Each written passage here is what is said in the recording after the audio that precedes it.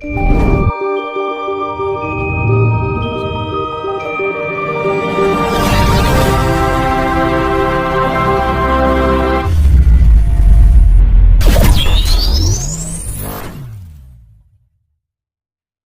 Mas ini bertepatan dengan malam Jumat nih.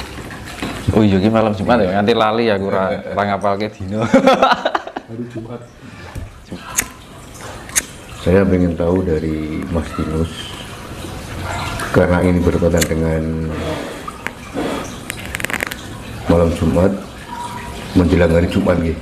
Itu hari Jumat. Dari Jumat Mas ya.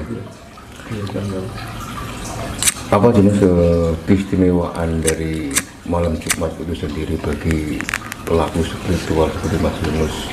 Kan banyak orang itu yang mengidentikan dengan malam Jumat itu hari malam yang bisa dikaitkan dengan hal-hal yang mistis, keramat, dan sakral. Jadi saya ingin tahu dari Mas Yunus, kira gimana Mas? Jadi malam Jumat itu dinone demit. Ya, moga Mas Yunus.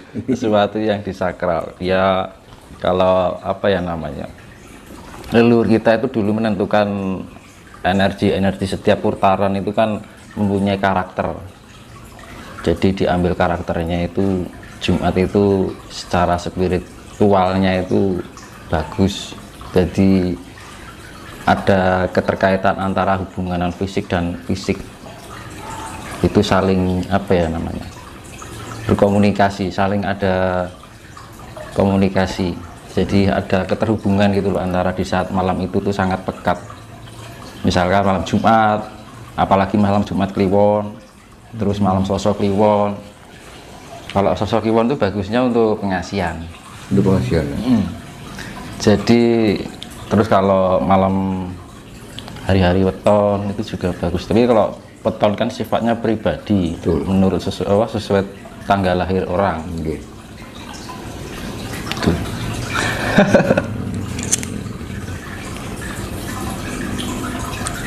Kan banyak orang Mas yang mengatakan bahwa kalau malam Jumat itu leluhur-leluhur kita yang sudah meninggal terdahulu itu katanya bisa pulang lagi bertemu dengan keluarga. Benar Pak Mas? Ya bisa dibilang gitu. Makanya kan saya tadi ada interaksi antara non fisik dan fisik. Gitu. Ya buat misalnya nyadran atau nyekar itu juga bagus.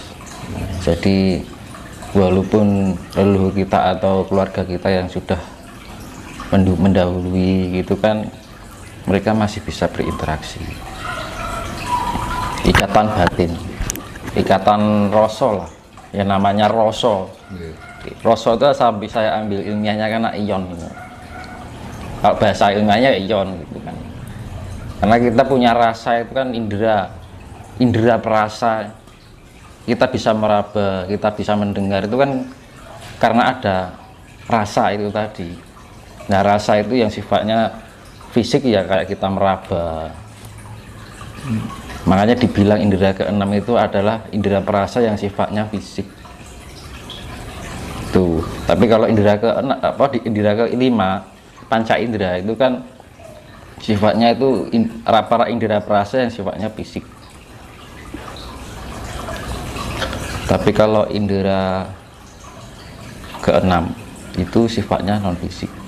Jadi merasakan sesuatu yang sifatnya non fisik. Nah kalau indera ketujuh itu merasakan sesuatu non fisik tapi lebih halus sifatnya, lebih lembut. Makanya ketika kita bisa mengenal di mana keberadaan Tuhan itu sendiri, kita harus bisa benar-benar bisa merasakan melatih rasa itu yang arahnya lebih ke dalam. Misalkan gini, kadang-kadang kan orang melihat orang yang mirip dengan kita di barat itu kan guru sejati kita. Nah itu sebenarnya itu baru melangkah untuk mencapai Tuhan atau itu jagat alit lah dibilang. Guru sejati itu yang orang yang mirip dengan kita itu dibilang jagat alit atau mikrokosmos. Nah untuk mencapai makrokosmos itu harus melalui mikrokosmos dulu. Jadi kalau orang ingin mengetahui jagat agung yang dinamakan Gusti Allah lah ibaratnya, Gusti Pangeran, kita harus mengenal jati diri kita dulu. Itu salah satu kunci, Mas. Iya. Jadi kalau kita belum makan, saya punya Allah misalkan, saya punya Tuhan, tapi hanya sebatas ucapan. Tapi kalau orang yang benar-benar mengenal Tuhan, nggak pernah dia mengaku aku mengenal Tuhan, nggak bisa. Jadi karena kalau orang tataran yang sudah sifatnya itu mengenal Tuhan, itu lebih ke kerendahan hati. Cenderung diam. Jadi kan wong urip kan nak sakdurunge laku, nak dibarani kan gitu. Jadi pencapaian untuk jagat agung atau jagat gede atau makrokosmos itu harus melewati mikrokosmos dulu yang disebut guru sejati. Yang diarani sing wujudnya kaya awake dhewe. Kenapa bisa termanifestasi dengan seperti sosok seperti kita yang sifatnya yaitu gambaran dari kita bahwa di dalam kehidupan kita itu ada fisik dan non fisik.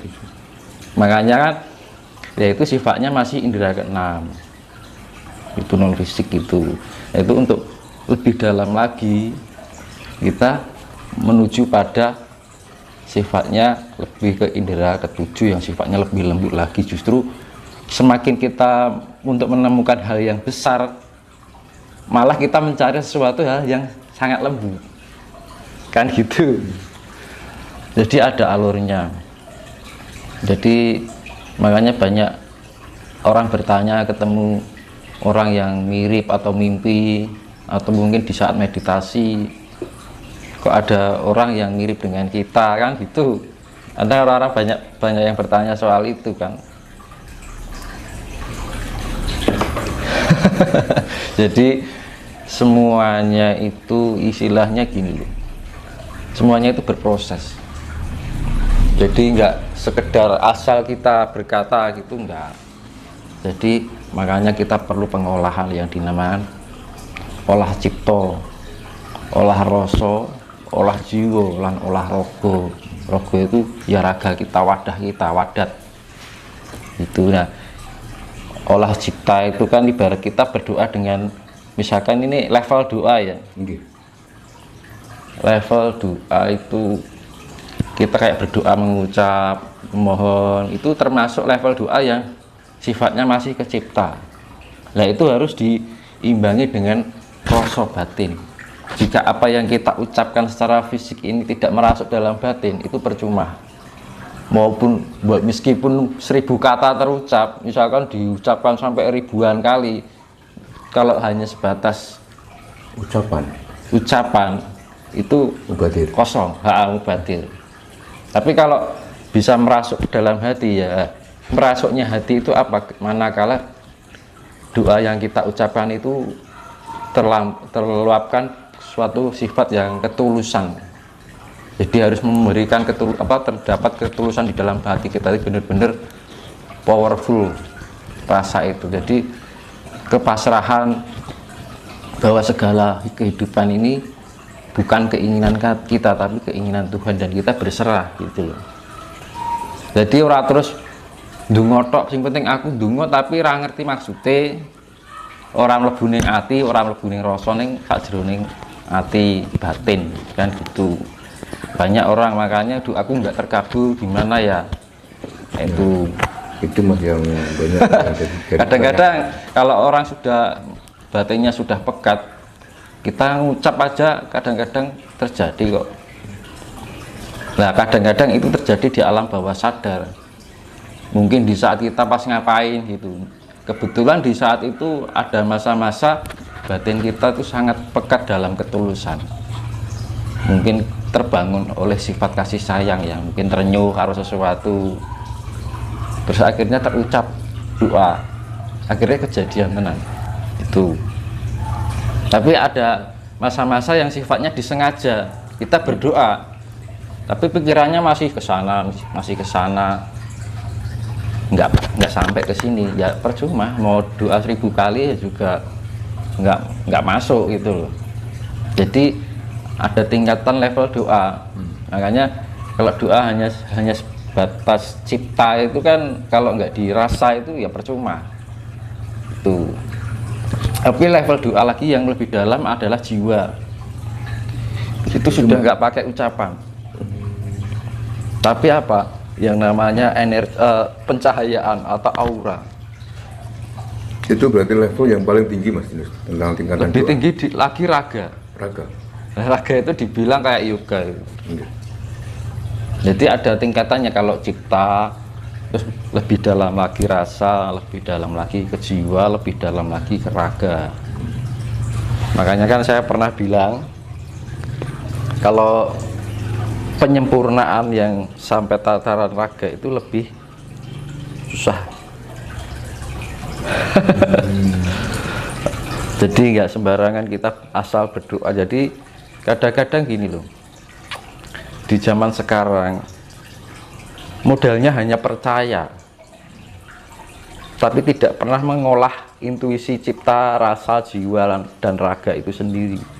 Kita harus benar-benar memahami apa yang kita pikirkan, benar-benar kita memahami apa yang kita rasakan, benar-benar memahami jiwa atau pancaran cahaya yang kita keluarkan. Lu pancaran jiwa itu bisa dilihat dengan kasat mata, bisa. Caranya Mas. Tak nyemut itu sih. Duku mau mati.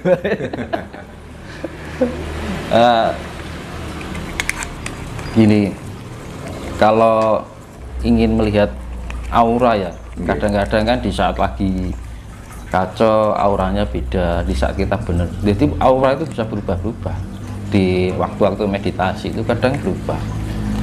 Tapi juga ada cahaya yang sifatnya pokok. Pokok itu mas sudah dasarnya misalkan biru ya biru, tapi ketika dia mungkin ada masalah nanti cahayanya menurun jadi hijau kan gitu. Nah, itu nanti caranya gini, kita meditasi, kita ambil posisi senyaman mungkin, kalau bisa kan mandi dulu, dan keadaan kondisi di gelap, tidak posisi terang. Kalau ingin melihat aura kita tapi kasat mata loh, itu jadi nggak hanya batin, mata lahir itu melihat. Saya ngomong ini kan wis tahu praktek dewi gitu loh, jadi biar bisa diterapkan sama sedulur-sedulur semua, biar dicoba di rumah masing-masing gitu caranya, gini kan gitu. Mas, orang meditasi itu kalau sudah mencapai ke titik puncak meditasi Mas, perubahan apa terus yang dirasakan Mas? Ketenangan. Iya, damai.